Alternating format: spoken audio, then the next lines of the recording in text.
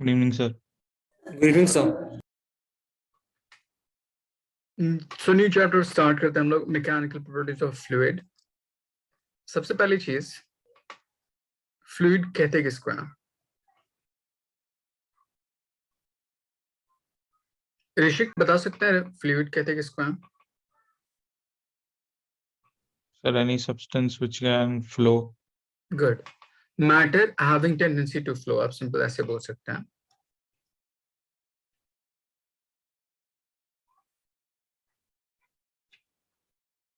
Tendency to flow. अब इस tendency में दो चीजें आती हैं हमारे पास, लिक्विड एंड गैस बोथ।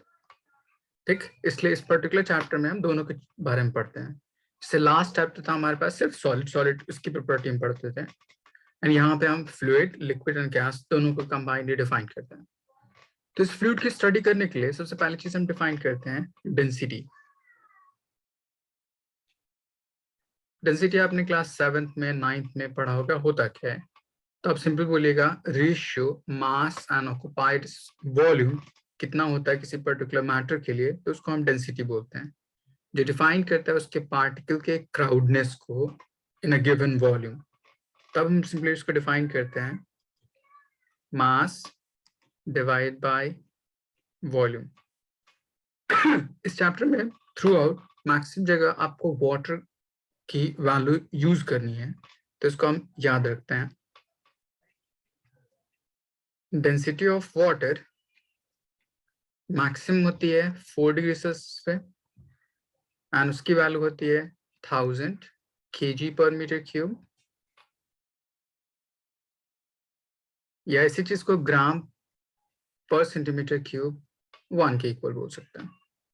तो ये वैल्यू याद रखिएगा, मोस्ट जगह आपको यूज करने के लिए आएगा।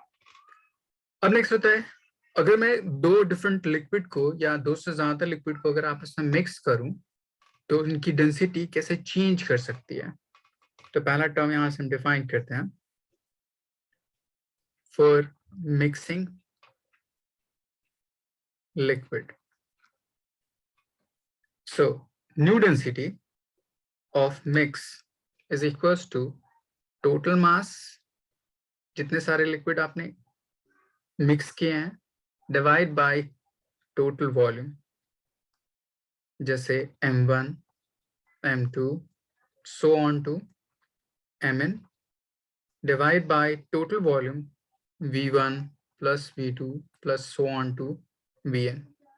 मैंने n number of liquid लिया, सबका mass m1 m2 m3 so on to mn and their respective volume v1 v2 v3 so on to vn, इनको mix किया, तब मेरे पास density of mix total mass by total volume इस तरह से डिफाइन कर सकते हैं।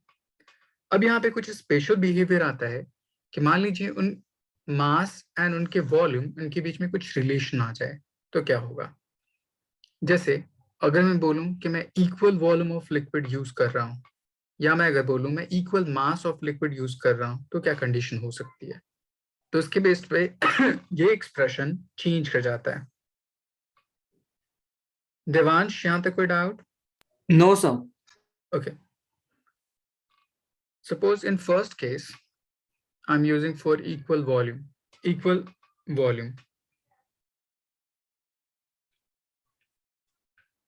That is V1, V2, and so on to Vn, all are equal to V. So according to formula, density is equals to mass by volume. So इस M1 को, mass M1 को density into volume लिख सकता हूँ, तो ये formula आ जाएगा density of mix, mass is equals to density into volume plus density into volume plus so on to density into volume divide by V1, V2 and so on to Vn। अब इन सारे term में से numerator से V common कर लीजिए, तो आपके पास बच जाएगा ρ1, ρ2 and so on to ρn divide by we have n number of liquid, तो ये पूरा टर्म n times V आ जाएगा।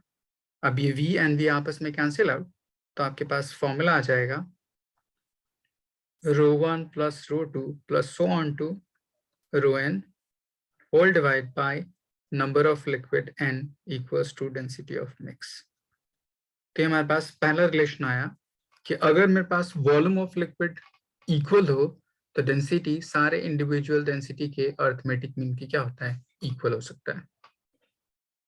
ऋषिक, यहाँ तक बात समझ में आई? Yes, sir.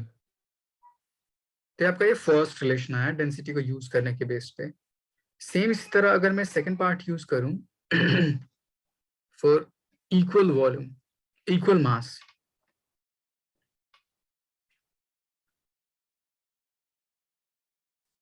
जैसे m1, m2 and so on to mn, ये सारे इक्वल हो जाए तो density of mix equals to mass m1, m2 and m सारे इक्वल हैं, divide by v1, volume is equals to mass by density, so m by rho 1, m by rho 2 and so on to m by rho n.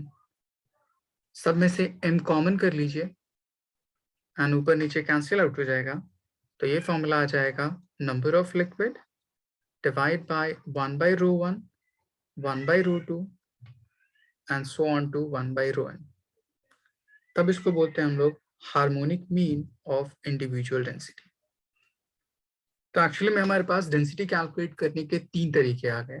पहला, अगर mass and volume में कोई relation ना दे रखा हो तो हम ये फॉर्मूला यूज करते हैं.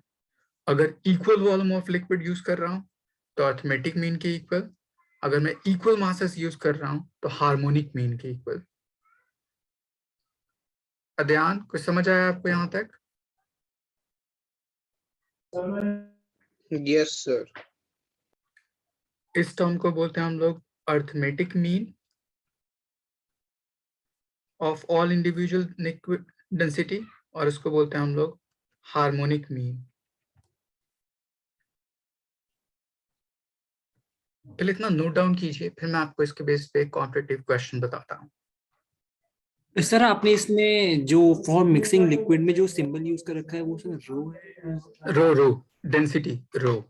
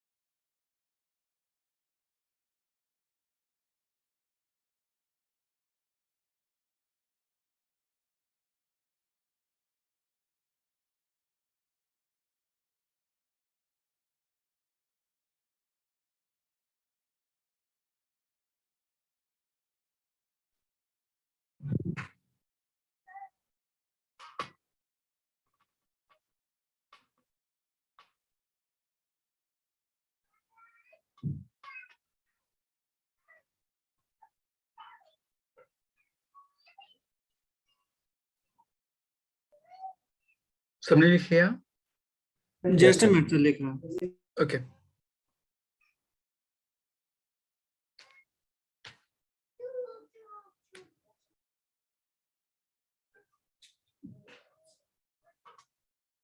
अनुभव, कोई डाउट यहां तक?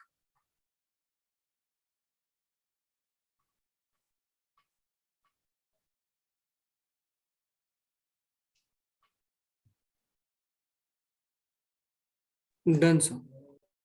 ओके, अब देखिए इसके बेस पे हम एक और टर्म डिफाइन करते हैं। आपने जैसे क्लास 9th में एक टर्म पढ़ा होगा, relative density.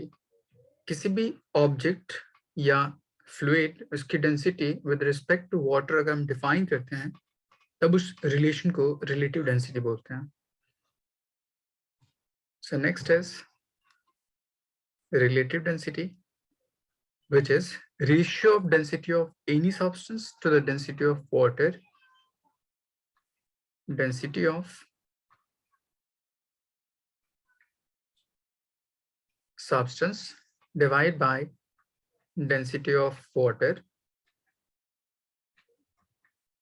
at 4 degree Celsius. तो ये मेरे पास एक रेशियो है ऑफ सेम क्वांटिटी का, इसलिए एक यूनिटलेस क्वांटिटी डिफाइन करता है। इसी पर्टिकुलर रेशियो को हम एक और नाम स्पेसिफिक ग्रेविटी भी बोल सकते हैं। तो कहीं कहीं पे आपको रिलेटिव डेंसिटी गिवन होगा, कहीं कहीं पे आपको स्पेसिफिक ग्रेविटी गिवन होगी। अब देखिए इसके बेस पे क्वेश्चन क्या क्या हो सकता है।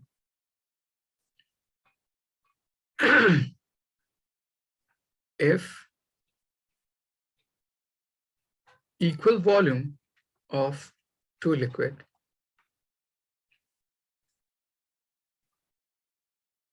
having relative density 4 and 6 are mixed,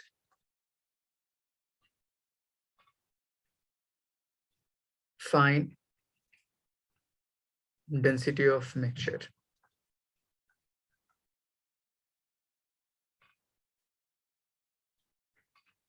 Devansh, यहाँ पे कौन सा फॉर्मूला यूज करेंगे आप? पहले पढ़िए यहाँ पे क्या लिखा है। Sir equal volume. Equal volume, तो हमारे पास 3 रिलेशन था पीछे वाले में। Yes sir, rho 1 to rho n upon n। तो यहाँ पे रो 1 एंड रो 2 दो लिक्विड है, तो नंबर ऑफ यहाँ पे इंटरवल कितना होगा? 2। तो n की जगह पे 2 पुट करिए एंड सॉल्व कर लीजिए। आपको फर्स्ट लिक्विड की डेंसिटी इतनी है, मतलब ये रिलेटिव डेंसिटी है। इसको आप नॉर्मल डेंसिटी में कन्वर्ट करना चाहते हैं तो डेंसिटी ऑफ वाटर से मल्टीप्लाई कर दीजिए, आंसर आ जाएगा।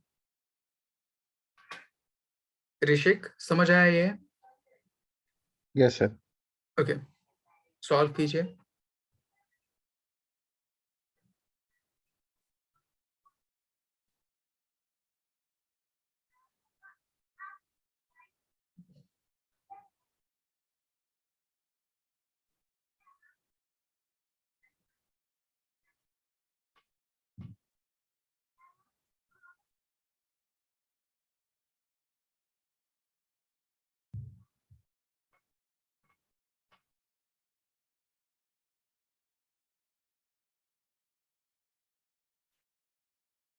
गुड ऋषिक।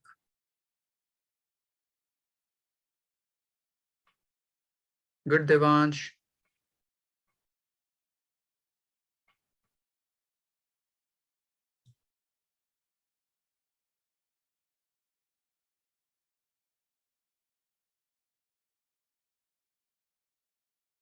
ध्यान, सॉल्व हुआ?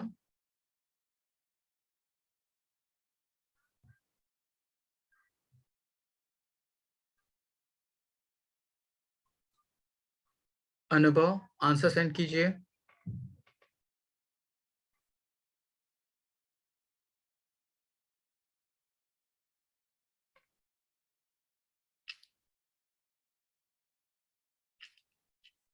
सर इसमें डेंसिटी ऑफ वाटर हमें ऑलवेज एट 4 डिग्री प्रोवाइड होगी। वो उसकी मैक्सिमम डेंसिटी होती है, हम वही यूज करते हैं। फिर आप थर्मल प्रॉपर्टीज ऑफ मैटर पढ़ेगा तो वहां पे डेंसिटी, टेम्परेचर डिपेंडेंस हम जब पढ़ लेंगे तब आपको अलग अलग टेम्परेचर के लिए कैलकुलेट करने के लिए उस कॉन्सेप्ट के हम यूज कर सकते हैं। देखिए हमें रिलेटिव डेंसिटी दे रखा है, तो आप नॉर्मल डेंसिटी यूज करना चाहते हैं तो फॉर्मूला यूज कीजिए, relative density is equals to density of substance by density of water. So density equals to relative density multiplied by density of water. मैंने ग्राम पर सेंटीमीटर क्यूब में ले लिया तो इसकी वैल्यू जाएगी 1, रिलेटिव डेंसिटी 4, तो इसके बेस पे relative density of first liquid 4 ग्राम पर centimetre cube, density of second liquid 6 ग्राम पर सेंटीमीटर क्यूब. दोनों जो कि इक्वल वॉल्यूम है तो density of mix equals to ρ1 plus ρ2 divided by 2, that is 4 plus 6 divided by 2, which is equals to 5 gram per centimeter cube. अगर आप इस चीज को रिलेटिव डेंसिटी में फर्दर कन्वर्ट करना चाहते हैं तो डेंसिटी ऑफ वाटर से डिवाइड कर दीजिए तो आपका आंसर आ जाएगा 5. अध्यान कुछ समझ आया आपको?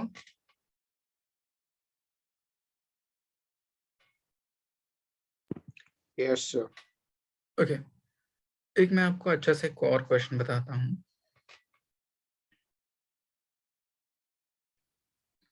On mixing equal volume of two liquid,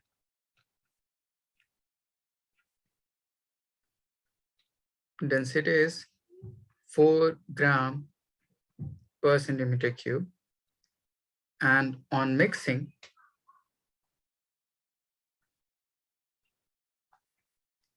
equal mass of them, density is 3 gram per centimeter cube.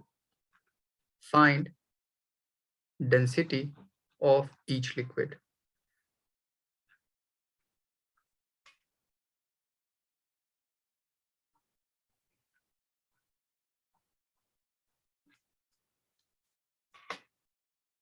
यहाँ पे क्वेश्चन कह रहा है कि दो लिक्विड है, एक बार इक्वल वॉल्यूम यूज की गई तब इसके बेस पे डेंसिटी आती है 4 ग्राम पर सेंटीमीटर क्यूब, एंड जब इक्वल मास उन्हीं लिक्विड को यूज किया गया तब आता है मेरे पास 3 ग्राम पर सेंटीमीटर क्यूब.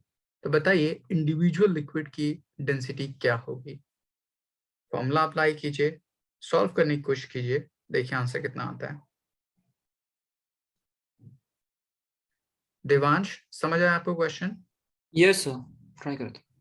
ओके ऋषिक समझ आया? Yes, sir. ओके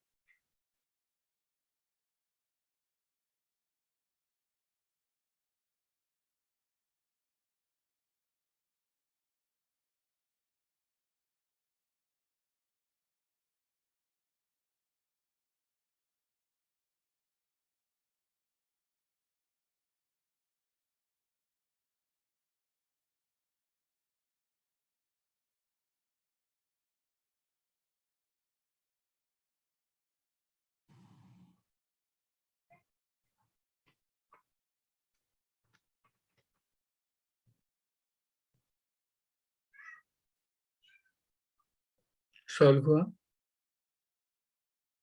Just एक a minute sir. answer. Okay.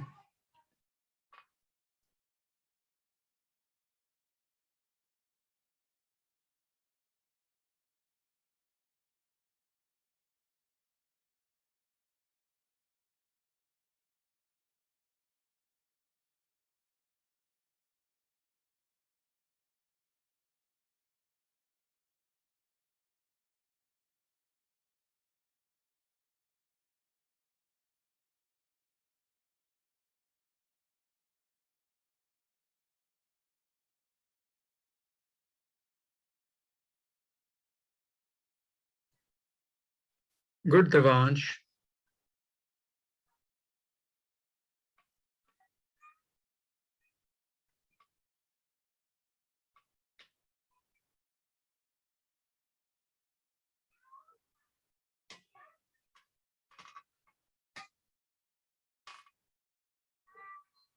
Good, Rishik. अध्यान आपसे सॉल्व हुआ?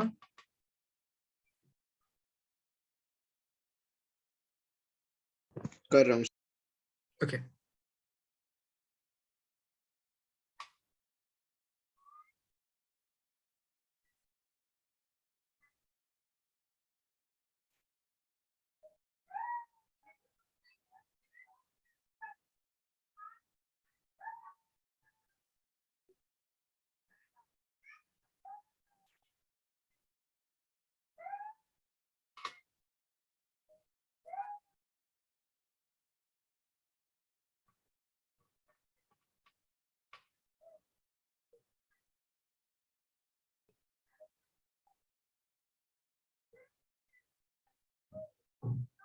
देखिए अध्यान कैसे सॉल्व करेंगे।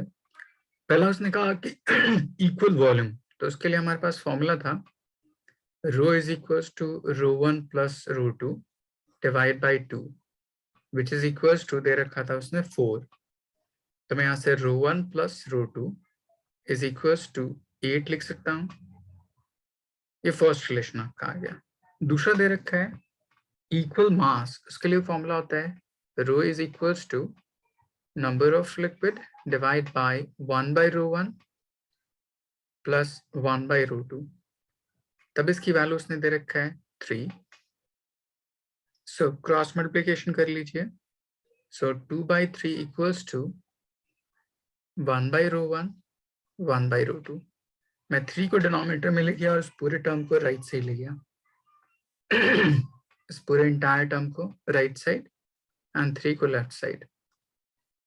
अब इसको एलसीएम कर लीजिए तो हो जाएगा rho 1 plus rho 2 divide by rho 1 plus rho 2 rho 1 rho 2 equals to 2 by 3। आपको rho 1 plus rho 2 left side में दे रखा है 8, तो इसकी वैल्यू पुट कर दीजिए 8 divide by rho 1 into rho 2। अब इसको cross multiplication rho 1 into rho 2 is equals to 8 into 3 divide by 2 that is 12। अब आपके पास दो रिलेशन है, एक रो 1 प्लस रो 2 और एक रो 1 इंटू रो 2। तो यहां से किसी एक टर्म की वैल्यू निकालिए in terms of other and उसको सेकेंड इक्वेशन में पुट कर दीजिए। 8 minus rho 2 multiplied by rho 2 equals to 12। इसको सॉल्व कर लीजिए तो हो जाएगा 8 rho 2 minus rho 2 square equals to 12। सबको एक तरफ ले जाइए। Rho 2 square minus 8 rho 2 minus 12 equals to 0। इसको ब्रेक कर लीजिए 6 and 2 में। क्वाड्रेटिक इक्वेशन अब यहां से पेयर कर लीजिए, यहां से पेयर कर लीजिए, तो आपकी वैल्यू आ जाएगी rho 2 minus 6 and rho 2 minus 2 equals to 0। So rho 2 equals to 6 and rho 2 is equals to 2। तब इसके उल्टा रो 1 की वैल्यू, अगर रो 2 6 है तो रो 1 की वैल्यू 2 हो जाएगी, अगर रो 2 2 है तो रो 1 की वैल्यू 6 हो जाएगी। सेंटीमीटर पर क्यूब ग्राम पर centimetre cube and gram per centimeter cube. अध्यान समझ आया आपको? Yes, sir. Okay.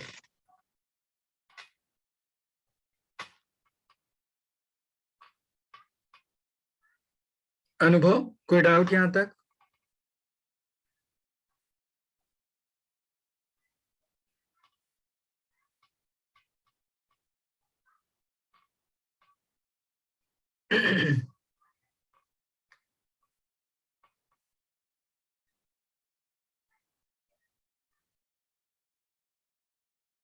ध्यान लिख लिया आपने?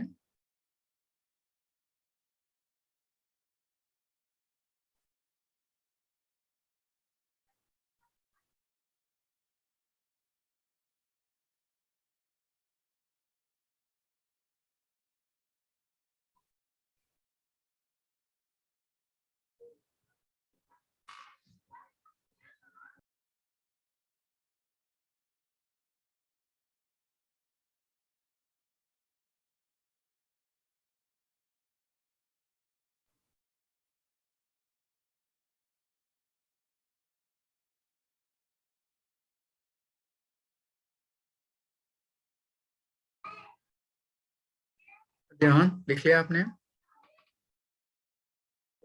Yes, sir. ये हमारे पास फर्स्ट पार्ट था, इंट्रोडक्शन, डेंसिटी उस पर्टिकुलर लिक्विड की जो आगे यूज करने के लिए आएगा। नेक्स्ट रहता है हमारे पास फर्स्ट पार्ट, प्रेशर। कहते हैं इसको, सपोज कर लीजिए आपके पास कोई सरफेस है इस तरह, हम उस पर्टिकुलर सरफेस के ऊपर फोर्स अलग अलग डायरेक्शन में अप्लाई कर सकते हैं। कोई एक फोर्स इस डायरेक्शन में अप्लाइड हो सकता है, कोई एक फोर्स इस डायरेक्शन में अप्लाइड हो सकता है, एंड कोई एक फोर्स मेरे पास इस डायरेक्शन में अप्लाइड हो सकता है। तो फर्स्ट मेरे पास अप्लाइड ऐसे, सेकंड मेरे पास अप्लाइड ऐसे, एंड थर्ड इस तरह। तो ये अलग अलग direction of application of force है। अगर मैं आपसे पूछूं इस पर्टिकुलर फोर्स में कौन सा फोर्स सरफेस के परपेंडिकुलर है, तो क्या बोलेंगे आप लोग?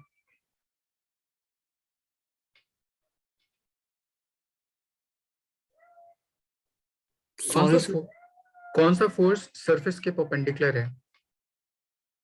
Sir F2। गुड। जो फोर्स किसी सरफेस के परपेंडिकुलरली एक्ट करता है उस पर्टिकुलर फोर्स को हम थ्रस्ट बोलते हैं। So first is thrust, perpendicular force acting on a surface। अब उस perpendicular force एक्ट करने के बिहाफ पे वो कितना एरिया एक्ट करता है, कितने एरिया के ऊपर, उस क्वांटिटी को हम डिफाइन करते हैं प्रेशर। मतलब ये जो F2 एक्ट किया इस पर्टिकुलर सरफेस पे, तो कितने एरिया तक उसका इम्पैक्ट है, उस पर्टिकुलर क्वांटिटी को हम क्या बोलते हैं? प्रेशर बोलते हैं।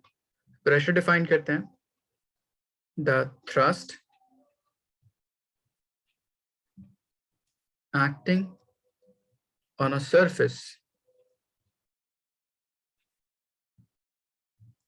per unit its area is called pressure. So pressure is equals to thrust divided by area of cross section। अभी जो thrust होता है वो उस पर्टिकुलर सरफेस के ऊपर परपेंडिकुलर होता है, F perpendicular by area of cross section। तब इसकी यूनिट, ऐसा यूनिट है न्यूटन पर मीटर स्क्वायर, या उसी चीज को हम पास्कल बोलते हैं, PA। अब फिर सवाल आता है कि ये भी फोर्स पर यूनिट एरिया है। हमने पिछले वाले चैप्टर में पढ़ा था स्ट्रेस, वो भी फोर्स पर यूनिट एरिया था। फिर दोनों में डिफरेंस क्या होता है? ऋषिक? Yes, sir. प्रेशर, उसके लिए भी force per unit area, and हमने लास्ट चैप्टर में पढ़ा था स्ट्रेस, वो भी फोर्स पर यूनिट एरिया। फिर दोनों में फर्क क्या है? प्रेशर में हम परपेंडिकुलर फोर्स ले रहे हैं, उसमें हम कोई भी वेक्टर फोर्स। गुड। क्योंकि सपोज कर लीजिए अगर आपके पास कोई इस तरह कोई क्यूब लिया हमने,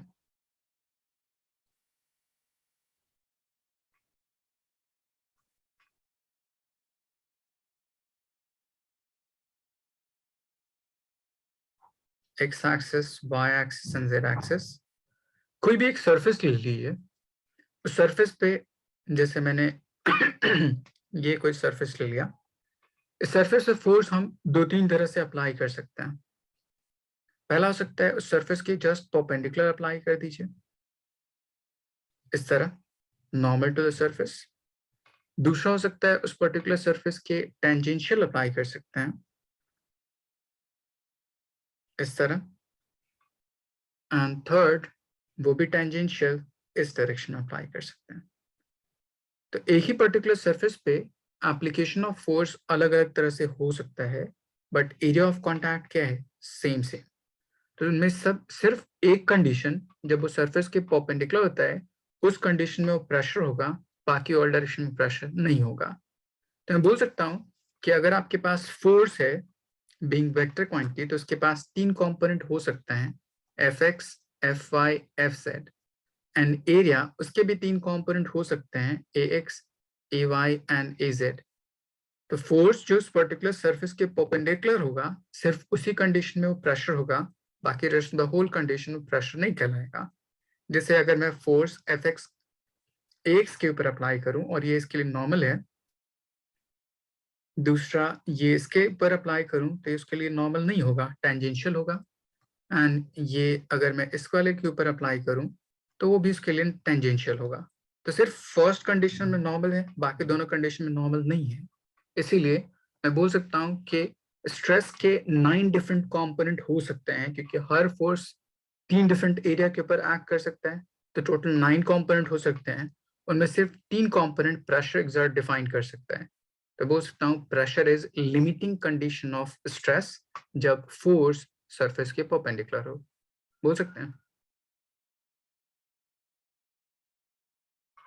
देवांश, कुछ समझ आया आपको? सर थोड़ा बहुत आया, ये पूरा अच्छे से नहीं है। देखिए, जैसे मेरे पास ये सरफेस लिया हमने, ठीक है, इस सरफेस पे मैं फोर्स तीन तरह से अप्लाई कर सकता हूँ, नॉर्मल टू द सरफेस, ये वाली लाइन, और ये फोर्स सरफेस के टेंजेंशियल है, एक्ट कर रहा है टेंजेंशियल की तरह, और ये भी फोर्स सरफेस के टेंजेंशियल है। तो नॉर्मल तो नहीं है ना ये दोनों कंपोनेंट। तो मैं बोल सकता हूँ कि किसी भी सरफेस के ऊपर अगर आप तीन डिफरेंट फोर्स अप्लाई कर रहे हैं, तो उनमें सिर्फ एक component normal to the surface होगा, बाकी दो कंपोनेंट टेंजेंशियल की तरह बिहेव करेगा। तो सिर्फ इस कंपोनेंट के बिहाफ पे प्रेशर बोलेंगे, इन दोनों कंपोनेंट के बिहाफ पे प्रेशर नहीं बोलेंगे, बोल सकता हूँ। ये सर। सो यहां से मैं कंक्लूड कर सकता हूँ pressure is limiting condition of stress जब फोर्स सरफेस के परपेंडिकुलर हो। ओके। प्रेशर इज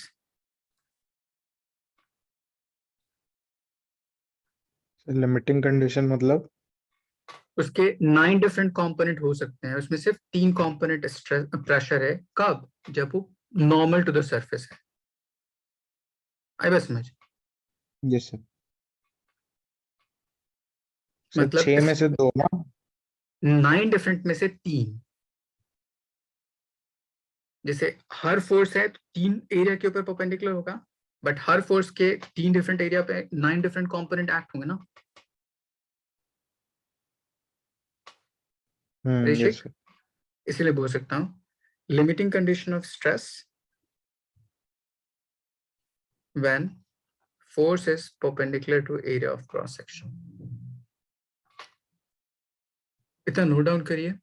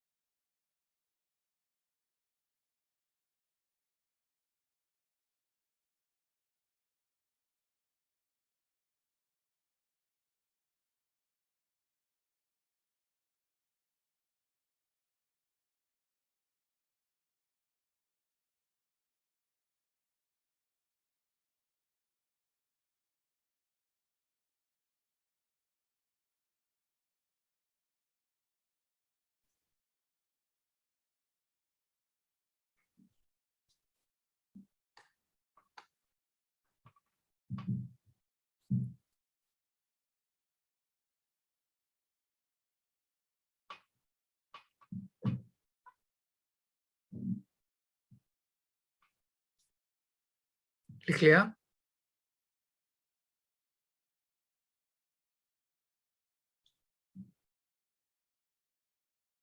यस अध्ययन आपने लिख लिया? सर ये लास्ट वाला पॉइंट दोबारा से बता दीजिए, pressure is the meeting condition of stress when force perpendicular.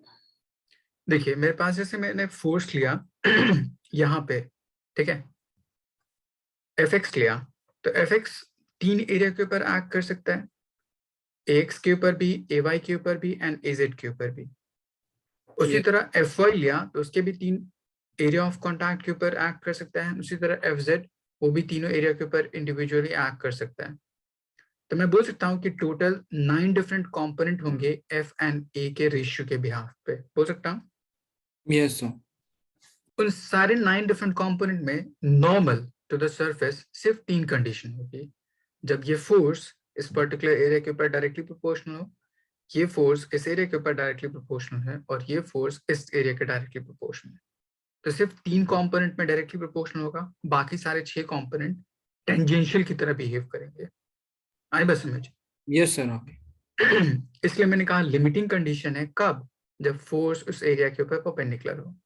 Rest of the all condition of stress pressure नहीं कहलाती।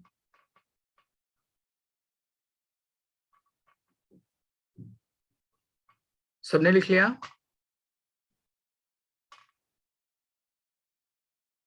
अध्ययन?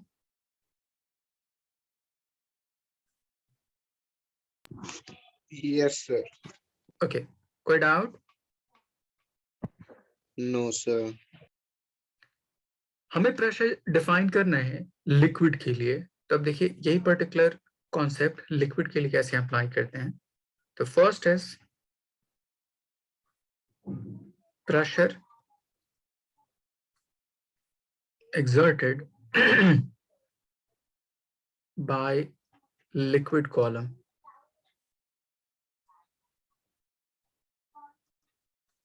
इसी चीज को एक नाम देते हैं which is called gauge pressure.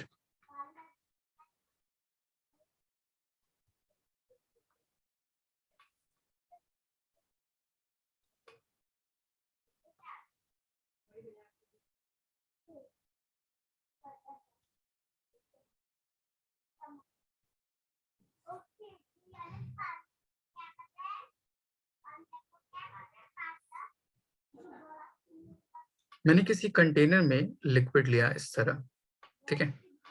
अब मैं बोलूंगा इस पर्टिकुलर लिक्विड के ऊपर क्या कोई एक्सेलरेशन एक्ट करता होगा या नहीं करता होगा।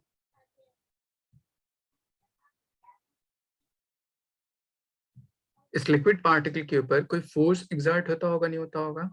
Yes sir, atmospheric pressure. मैंने कहा फोर्स कौन एक्ट करता होगा?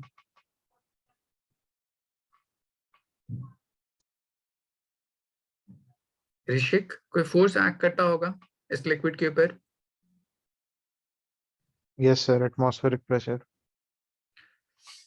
ग्रेविटी एक्ट करती नहीं होगी? अच्छा ये, ओ यस सर, ओ सॉरी। मैंने अभी एटमॉस्फेरिक प्रेशर का जिक्र भी नहीं किया, तो कैसे डिफाइन करना एटमॉस्फेरिक प्रेशर के बारे में, अभी उसको नहीं कंसीडर कर रहा हूँ। सिर्फ इस लिक्विड पार्टिकल के ऊपर चूंकि उसके पास कुछ मास होगा तो वो डाउनवर्ड ग्रेविटी की वजह से पुल्ड होंगी। डाउनवर्ड ग्रेविटी की वजह से पुल्ड होगी। सपोज कर लीजिए मैंने कोई भी एक कॉलम अज्यूम किया इस तरह,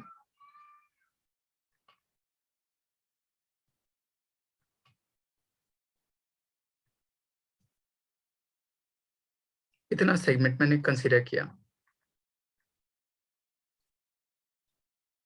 इसकी अपनी कुछ हाइट यहां से यहां तक h, एंड इसका एरिया ऑफ क्रॉस सेक्शन इस बेस पे आप मान लीजिए a।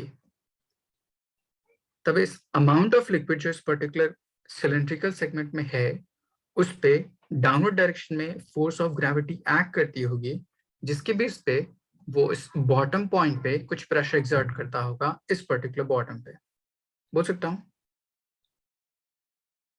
तो यहाँ यस पे सर। प्रेशर किसकी वजह से एक्ट हो रहा है? क्योंकि उसके ऊपर डाउनवर्ड डायरेक्शन में ग्रेविटी एक्ट कर रही है, उसकी वजह से हम कंसीडर कर रहे हैं। ठीक है, तो ग्रेविटी एक्सेलरेट करा रही है उस पर्टिकुलर पार्टिकल को टुवर्ड्स डाउनवर्ड डायरेक्शन, तो मैं ये भी बोल सकता हूँ it is pressure due to acceleration, बोल सकता हूँ। इस पर्टिकुलर कॉन्सेप्ट को मैं आगे यूज करूंगा हॉरिजॉन्टल एक्सेलरेशन के लिए। तो देखिए, पहले हम प्रूव करते हैं इसको कि क्या रिजल्ट आता है। Consider a cylindrical column in fluid at rest having density rho। तो मान लीजिए मुझे प्रेशर कैलकुलेट करना है, तो प्रेशर कैलकुलेट करने के लिए पहले फोर्स पता होना चाहिए। तो देखिए, force exerted equals to mass times gravity। मास इस सिलिंड्रिकल कॉलम में कितना होगा, तो आप उसको बोल दीजिए density into volume multiplied by gravity. Cylinder का वॉल्यूम कितना होता है देवांश? Yes sir. सिलेंडर का वॉल्यूम कितना होता है?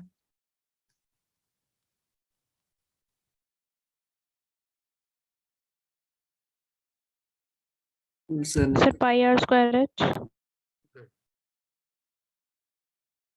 Volume is equals to pi r square h. इस पाई आर स्क्वायर को हम एरिया भी बोल सकते हैं इनटू एच। ऋषिक, ऐसे लिख सकता हूं? Yes sir.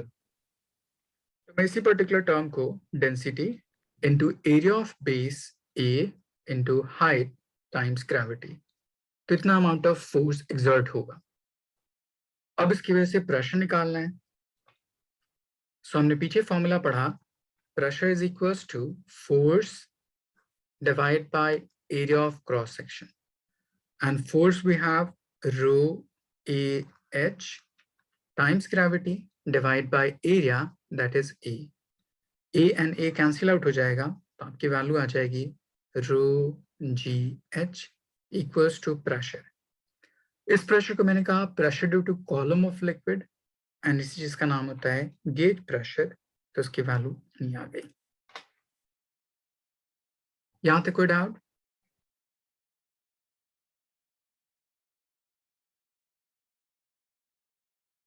देवांश, कोई डाउट इसमें? No sir. अब देखिए, जो रिजल्ट आया उस रिजल्ट का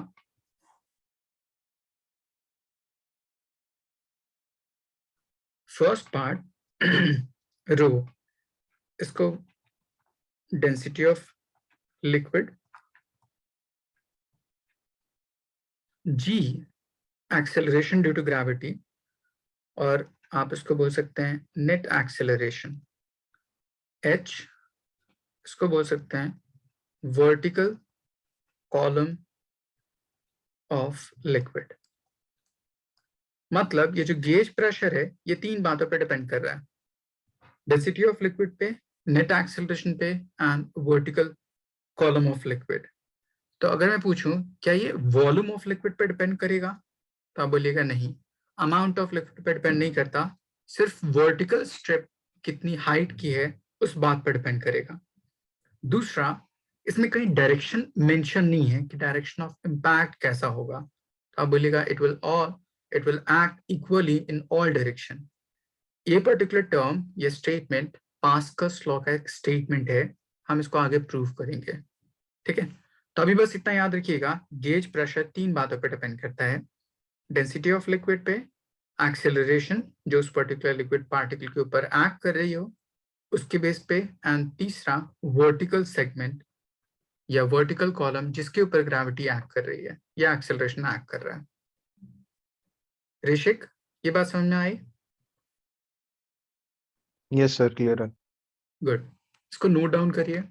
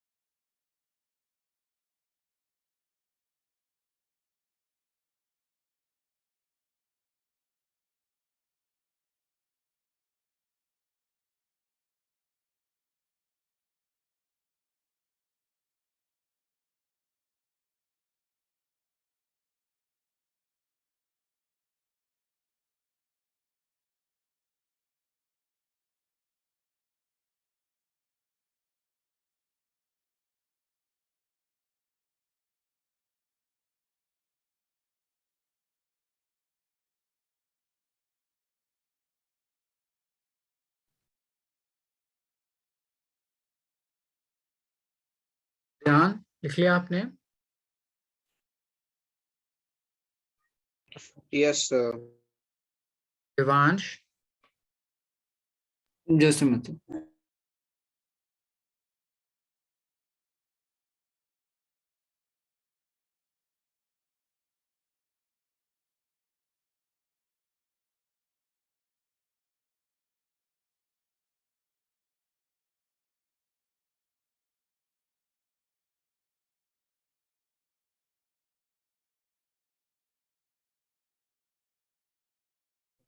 डन सर। ओके। अब देखिए इस पर्टिकुलर पार्ट को इक्विवेलेंट बनाने के लिए, मतलब एब्सोल्यूट प्रेशर कैलकुलेट करने के लिए उस पर्टिकुलर डेप्थ पे हम एक नेक्स्ट कॉन्सेप्ट पढ़ते हैं, एटमॉस्फेरिक प्रेशर।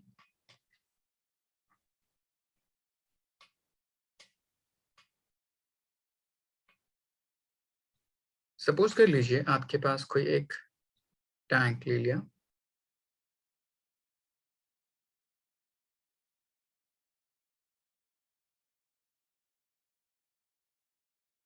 इसमें लिक्विड किसी एक पर्टिकुलर हाइट तक फिल्ड है।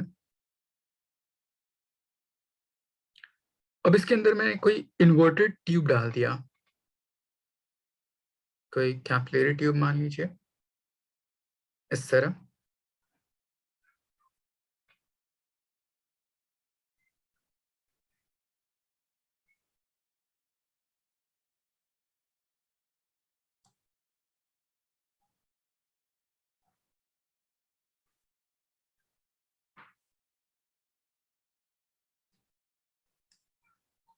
ओपन है। ये मान लीजिए कोई इवैक्यूएटेड ट्यूब है, मतलब इसके अंदर कोई एयर फिल्ड नहीं है।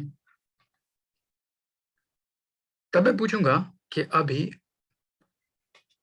एटमॉस्फेरिक प्रेशर आपने शायद 7th में पढ़ा होगा, pressure exerted by air on all object living on the surface of earth, उसको एटमॉस्फेरिक प्रेशर बोलते हैं। तो मान लीजिए मेरे पास इस पॉइंट पे ए पे कुछ प्रेशर होगा, किसकी वजह से? एयर जो उसके ऊपर प्रेजेंट है उसकी बेस पे।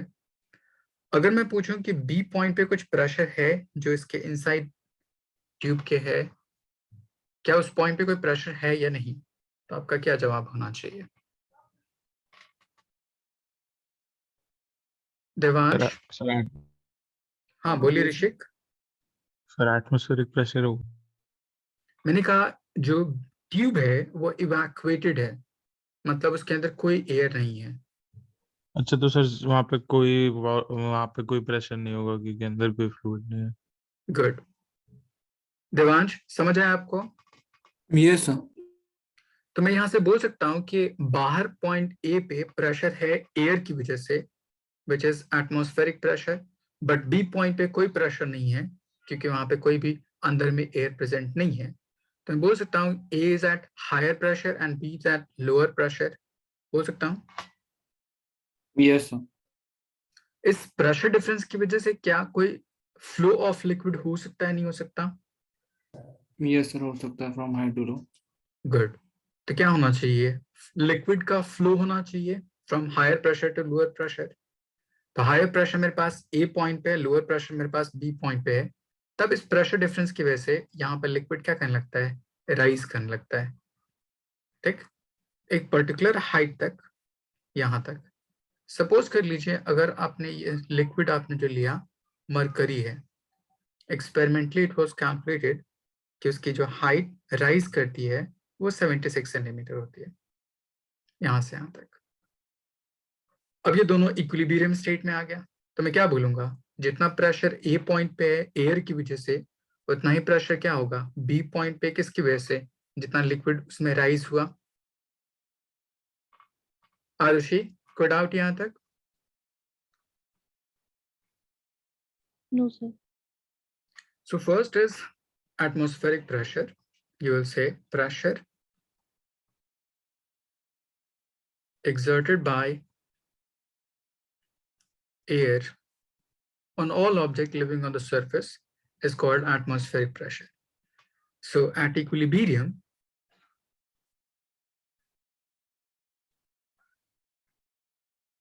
pressure at point A and pressure at point B दोनों equal होगा। ए पॉइंट पे जो प्रेशर है atmospheric pressure P naught, B point पे प्रेशर है वो लिक्विड उसकी जो हाइट तक राइज की इस पर्टिकुलर ट्यूब में उसकी वजह से, तो मैं इसको बोल सकता हूँ रो जी एच। रो यहाँ पे कौन सा, मरकरी, मरकरी के लिए यूज करते हैं 13.6 into 10 to the power 3. Gravity is 9.8 and height 76 centimeter, 10 to the power minus 2 meter. इन सबको सॉल्व कीजिएगा, then you will get 1.013 into 10 to the power 5 Pascal.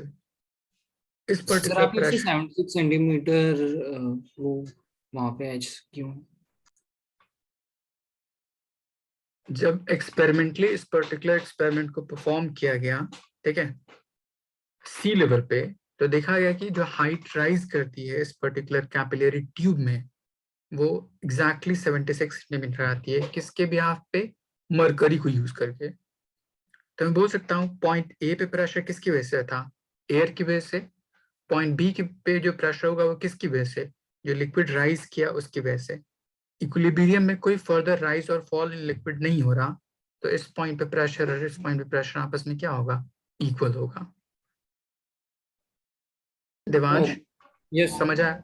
Yes अब देखिए, तो हम इसी पर्टिकुलर टर्म को ऐसे भी बोल सकते हैं कि 1 atm 76 centimetre of Hg।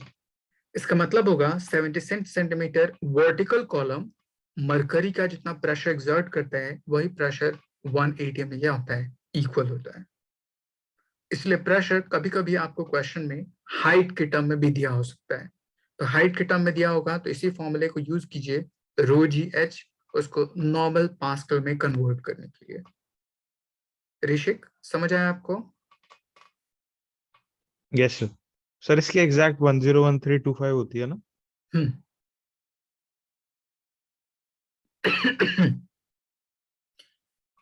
Next और भी यूनिट होती है 1 बार विच इज रफली 10 to the power 5 पास्कल, 1 मिली बार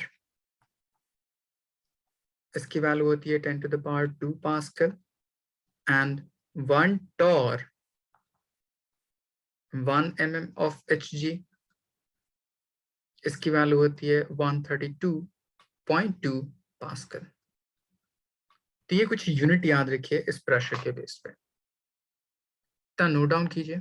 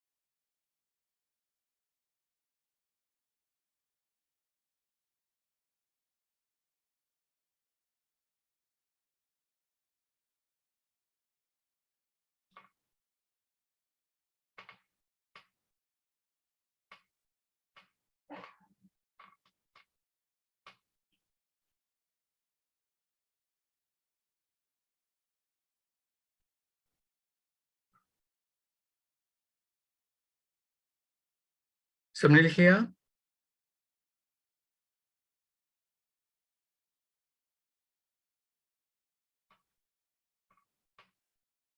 देवांश लिख लिया आपने? Yes sir. अध्यान? कर लिया सर। ओके। अब हमारे पास दो तरह का प्रेशर हुआ, एक एटमॉस्फेरिक प्रेशर जो एयर की वजह से, और एक लिक्विड की वजह से जो प्रेशर आया था गेज प्रेशर। तो अगर मैं दोनों को कंबाइन करूं to get total pressure at any depth, तब उस पर्टिकुलर टर्म को बोलते हैं एब्सोल्यूट प्रेशर और नेट प्रेशर। तो हम नेक्स्ट डिफाइन करते हैं।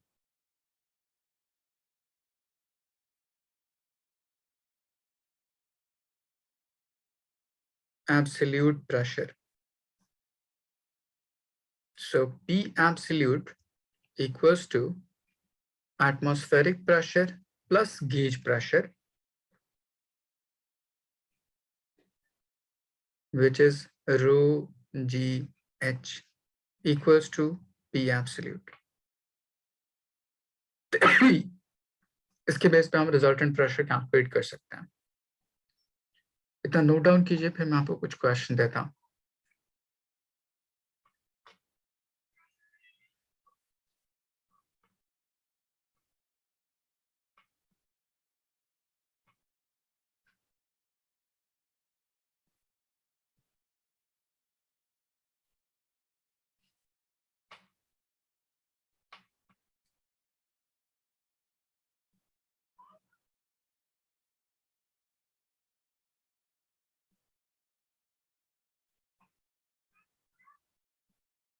देवांश लिख लिया? Yes sir.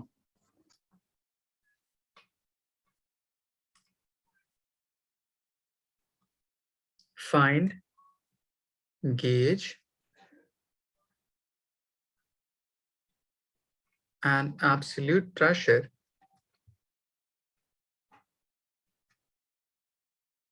at depth of 10 meter in ocean.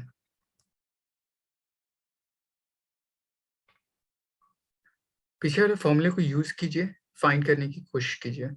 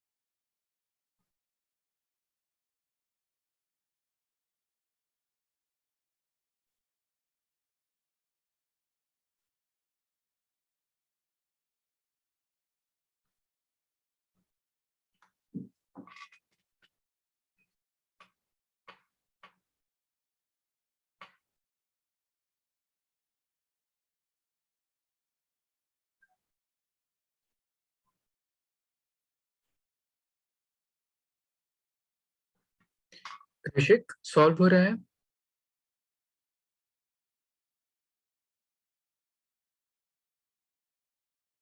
Yes sir.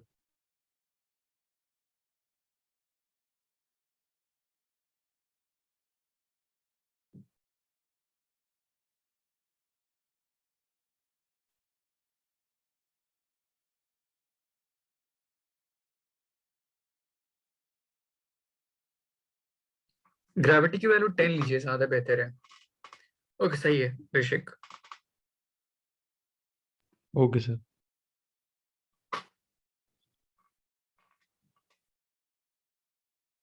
Devansh आपसे सॉल्व हुआ?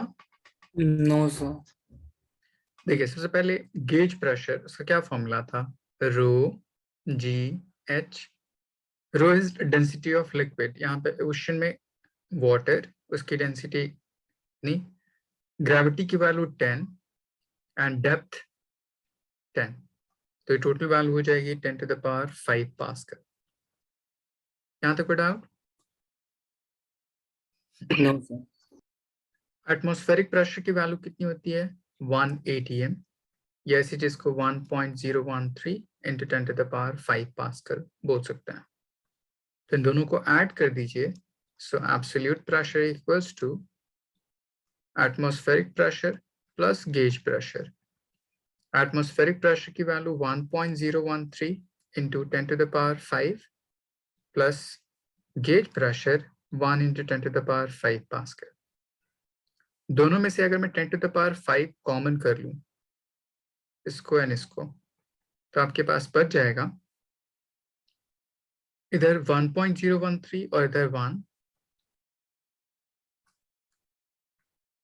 And 10 to the power 5 common, so ये पूरी वैल्यू हो जाएगी 2.013 into 10 to the power 5 pascal. तो ये आपका नेट एब्सोल्यूट प्रेशर इस पर्टिकुलर टर्म के बेस पे सॉल्व हो गया। आरुषि, आपका आंसर इतना आया था?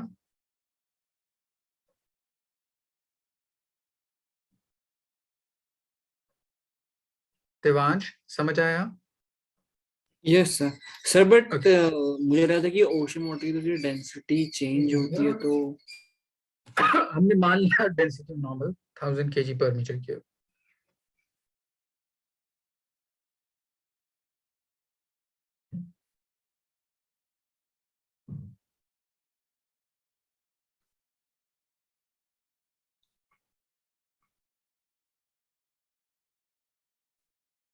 लिख लिया? यस। ओके, अब इसके बेस पे एक नेक्स्ट क्वेश्चन मैं आपको देता हूँ आसान सा।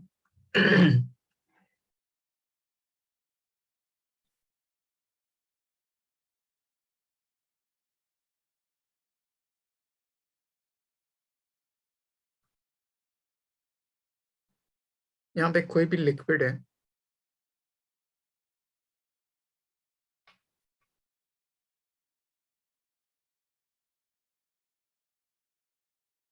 उसमें एक कैपिलरी ट्यूब इस तरह से प्लेस्ड है।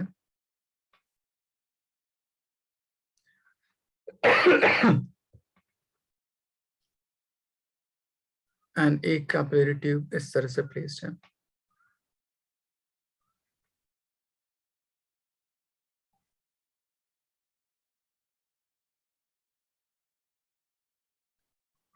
मान लीजिए कैपिलरी ट्यूब इस वर्टिकल से थीटा एंगल पे टिल्टेड है।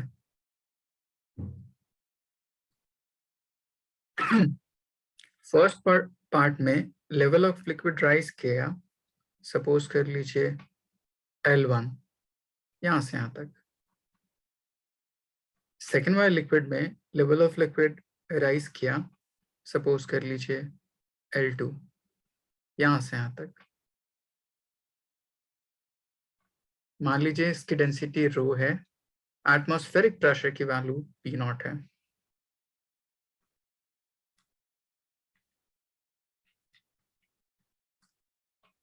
If atmospheric pressure is P0, find L1 and L2 in terms of P0, gravity and rho.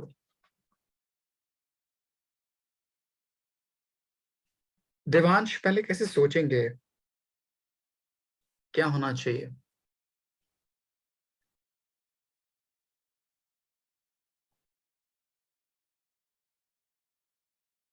Rishik, question कुछ समझ आया?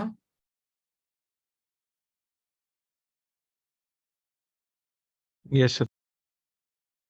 ओके, देवांश आपको समझ आया? Yes sir. पक्का पक्का? नहीं तो पूछ लीजिए। सर ये L2 वाला सिस्टम बता दीजिए, समझ में नहीं आ रहा कितने। देखिए, पहले मैंने पी नॉट लिया, एटमॉस्फेरिक प्रेशर। तो यहाँ पे कोई पॉइंट मान लीजिए ए, तो ए पॉइंट पे प्रेशर किसकी वजह से होगा? एयर की सर वजह से। Yes sir. उस पर्टिकुलर लिक्विड जैसे ये ट्यूब है, इसमें ट्यूब में लिक्विड राइज करेगी किसी हाइट तक, यहाँ से यहाँ तक, L1 हाइट तक। तो इसका जो प्रेशर होगा उस पॉइंट बी पे, इस लिक्विड की वजह से, तो वो प्रेशर और एटमॉस्फेरिक प्रेशर क्या आपस में इक्वल होगा? No sir. अभी तो मैंने पीछे कहा था अच्छा sorry, yes sir, same equilibrium. Horizontal pressure equal होगा, इसलिए pressure at point A, atmospheric pressure should be equals to pressure at point B due to liquid in this particular column. दोनों को इक्वेट कीजिए, L1 की value आ जाएगी। तीसरा मैंने कहा था गेज प्रेशर का जब फॉर्मूला डिराइव किया था, ये वाला पार्ट, इसमें मैंने कहा था वर्टिकल कॉलम ऑफ लिक्विड होना चाहिए, ठीक, प्रेशर जनरेट करने के लिए। बट यहाँ पे अगर ये लिक्विड राइज करेगी इस पर्टिकुलर कॉलम में, तो क्या वो वर्टिकल कॉलम होगा या टिल्टेड?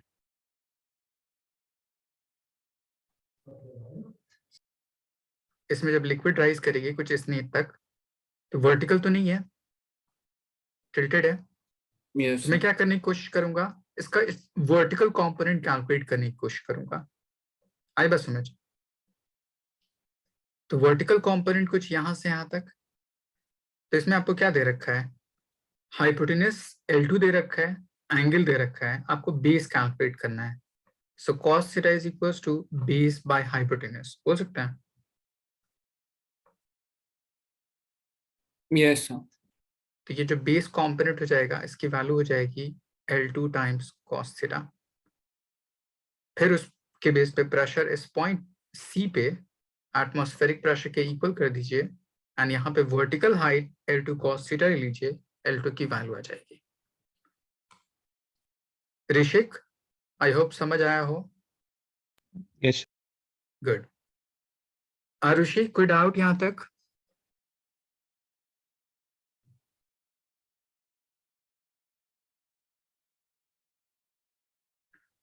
ओके, सॉल्व कीजिए, आंसर सेंड कीजिए।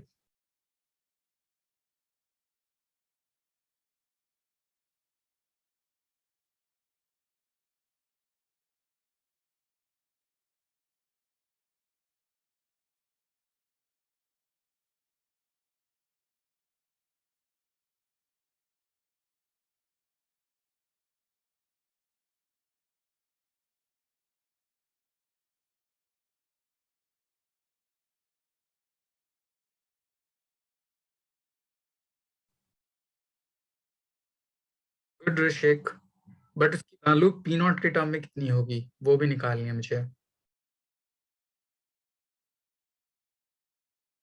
Okay sir.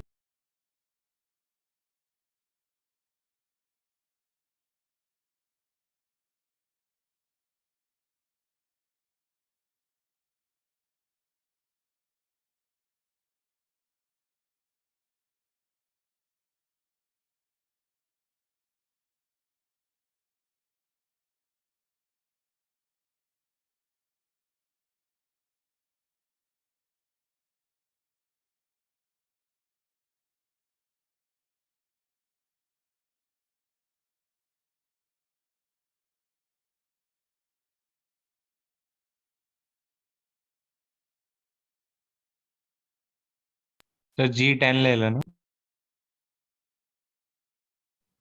आंसर जी के टर्म में रहने दीजिए, न्यूमेरिकल वैल्यू पुट मत कीजिए। पी नॉट और जी उसके टर्म में आंसर रहने दीजिए।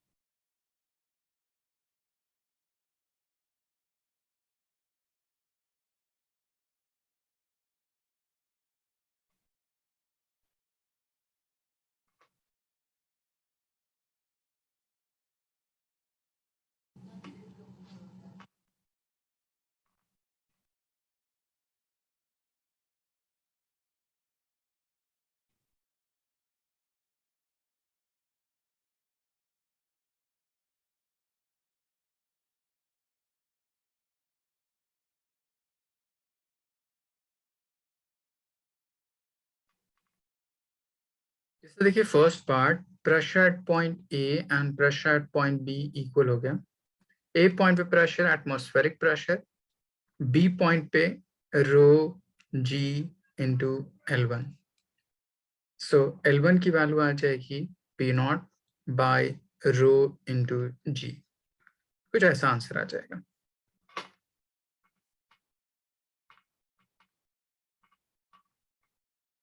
गुड ऋषिक। देवांश, समझ आया आपको? Yes sir. उसी तरह अगर कुछ सेकंड पार्ट में कैलकुलेट करना हो, pressure at point A, pressure at point C, दोनों को इक्वेट कर दीजिए।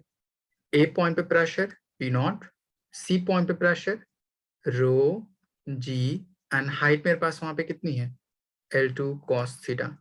मुझे L2 की वैल्यू निकालनी है। So L2 equals to P naught divide by rho g into cos theta.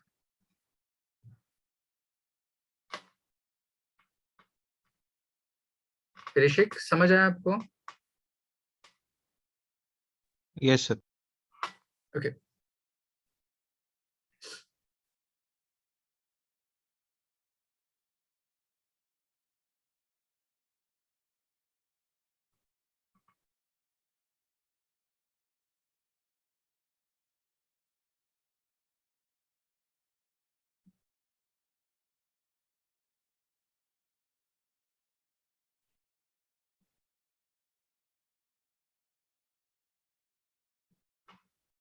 Devansh, लिख लिया?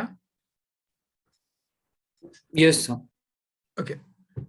तो इस तरह से हमने वर्टिकल से कंपोनेंट उसका मतलब समझ लिया, एंड उसके बेस पे क्वेश्चन इस तरह से पूछ सकता है, हमने डिफाइन कर लिया।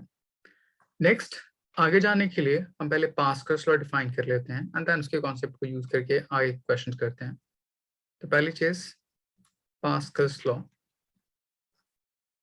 पास्कल्स लॉ का फर्स्ट स्टेटमेंट ये कहता है, कोई भी लिक्विड अगर रेस्ट में हो तो उसकी किसी भी पर्टिकुलर डेप्थ पे प्रेशर हर डायरेक्शन में सेम एक्ट करता है। For fluid at rest,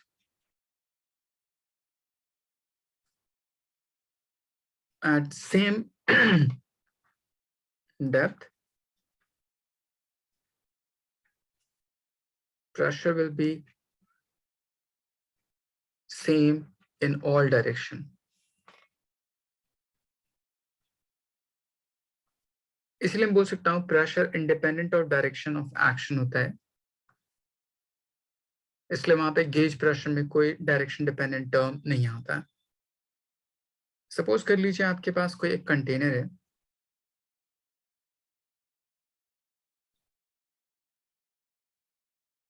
and इसके अंदर कोई लिक्विड फिल्ड किसी इस हाइट तक। मुझे किसी पर्टिकुलर सेगमेंट के लिए कैलकुलेट करना है। मान लीजिए किसी इस सेगमेंट के ऊपर प्रेशर,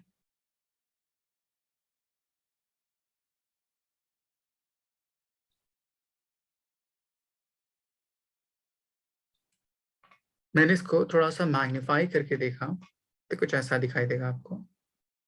बड़ा करके देखिएगा।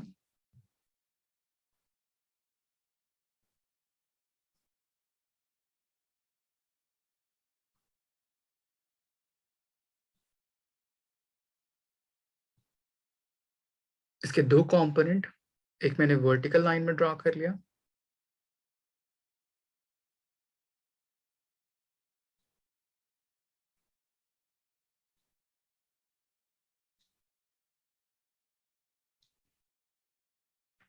एंड एक मैंने हॉरिजॉन्टल लाइन में ड्रॉ कर लिया।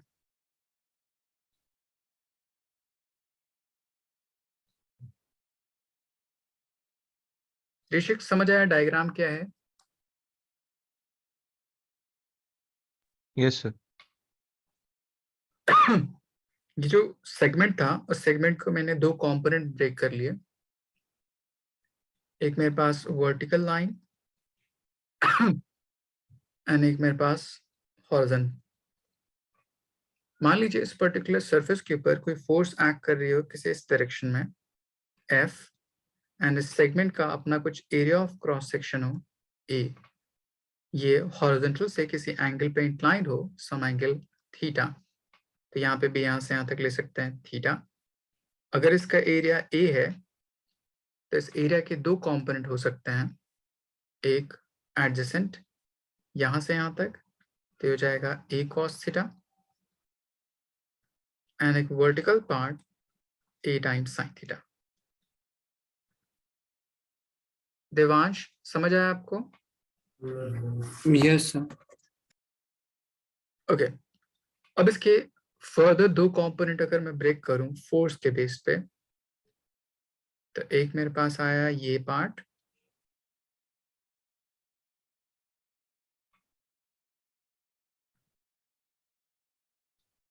यहाँ पे जो फोर्स एक्ट कर रहा है इसके परपेंडिकुलर, तो फोर्स को मान लीजिए इस डायरेक्शन में नॉर्मल टू इट।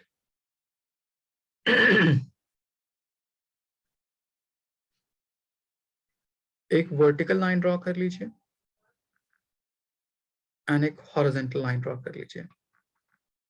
तो अगर मेरे पास ये एंगल थीटा है, ये थीटा है, तो ये टर्म हो जाएगा 90 माइनस थीटा, तो फिर से ये टर्म हो जाएगा theta.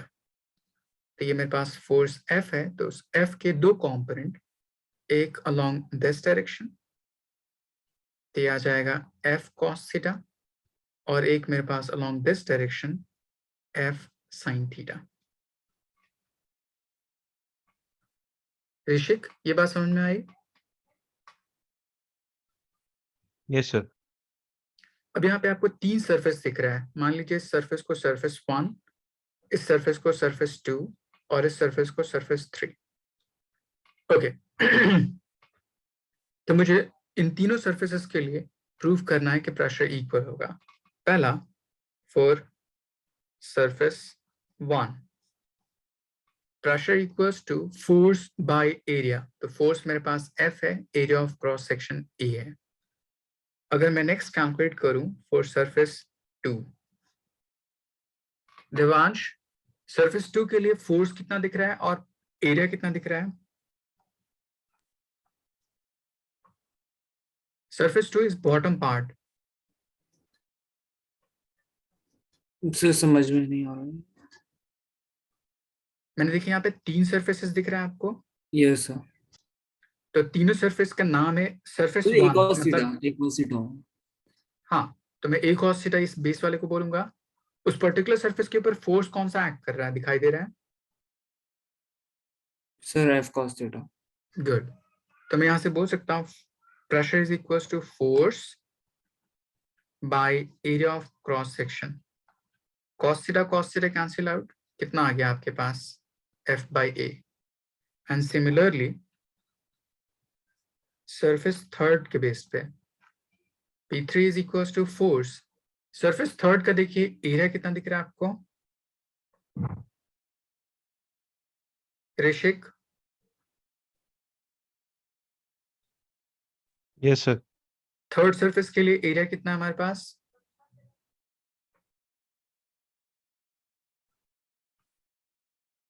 Sir A third sine theta surface and force कितना है उस पर्टिकुलर एरिया पे? F sine theta. गुड, तो मेरे पास ये हो जाएगा F sin theta divide by A sin theta. sin theta will cancel out, so we're left with F by A। अब इन तीनों को कंपेयर कीजिए, इन तीनों प्रेशर को, क्या तीनों की वैल्यू सेम दिख रही है, डिफरेंट दिख रही है?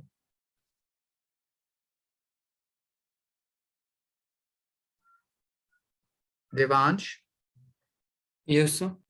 क्या तीनों प्रेशर सेम दिख रहा है, डिफरेंट दिख रहा है? Sir same. सेम, तो मैं बोल सकता हूँ कि प्रेशर हर डायरेक्शन में इक्वली एक्ट कर रही है, क्योंकि हमने यहाँ पे जो डिफाइन किया, एक मेरे पास प्रेशर ये था F के बेस पे, एक मेरे पास प्रेशर ये था थर्ड सरफेस पे, और एक मेरे पास प्रेशर ये था सेकंड सरफेस पे। ये तीनों ही प्रेशर आपस में क्या है, इक्वल है, तो मैं बोल सकता हूँ कि it will act equally in all direction at same horizontal level. तब यहां से हम इसको लिख सकते हैं,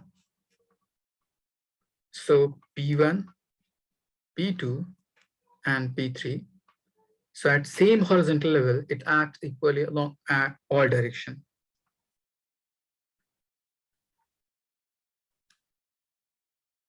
At same horizontal level, it will act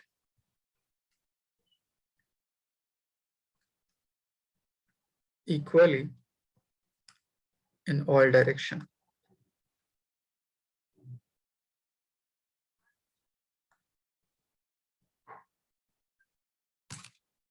ऋषिक, कोई डाउट यहाँ तक? नहीं सर, क्लियर है। गुड, इसको नोट डाउन कर लीजिए।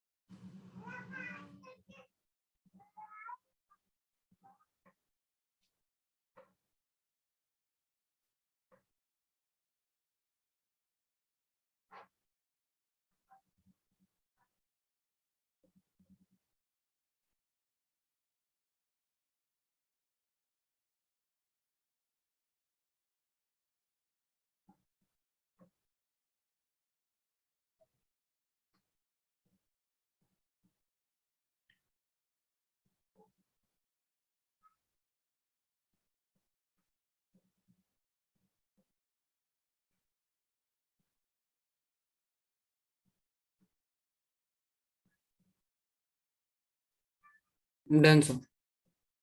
कोई डाउट? No sir. ऋषिक, लिख लिया आपने? Yes sir, noted. Good. So आज क्लास के लिए इतना रहने देते हैं, ठीक है? आप इतना पढ़ के रखिए, फिर मैं नेक्स्ट क्लास में इसके और सारे एप्लीकेशन बताऊंगा, फिर कंपटीशन में कैसे क्वेश्चन पूछे जाते हैं मैं आपको वो डिफाइन करूंगा, ठीक है? Okay sir.